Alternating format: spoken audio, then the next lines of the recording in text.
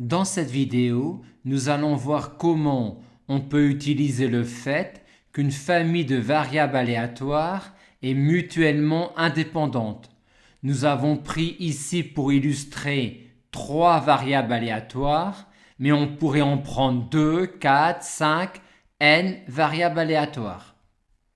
Tout d'abord, à partir d'une famille de variables aléatoires mutuellement indépendantes, on peut construire bien d'autres familles de variables aléatoires également indépendantes, comme on l'a détaillé dans une autre vidéo.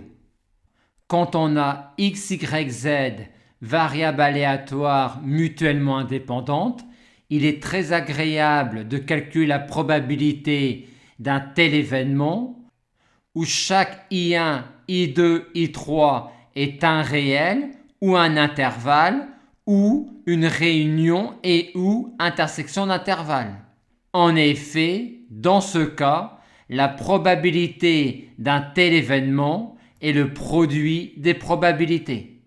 Quand x et y sont indépendantes, on a la loi du couple xy uniquement à partir des lois de x et de y, ce qui n'est pas le cas en général.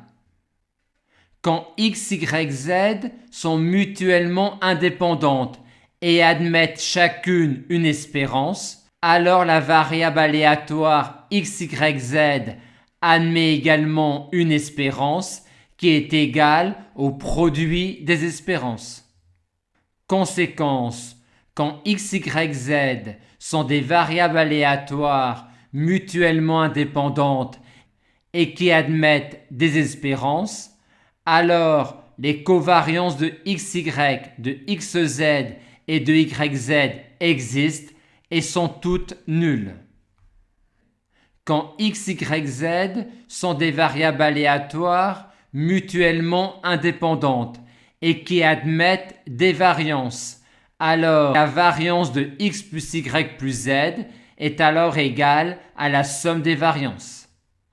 Enfin, quand x, y, z sont des variables aléatoires mutuellement indépendantes et à valeur entière, la fonction génératrice de x plus y plus z s'obtient en effectuant le produit des fonctions génératrices de x, de y et de z.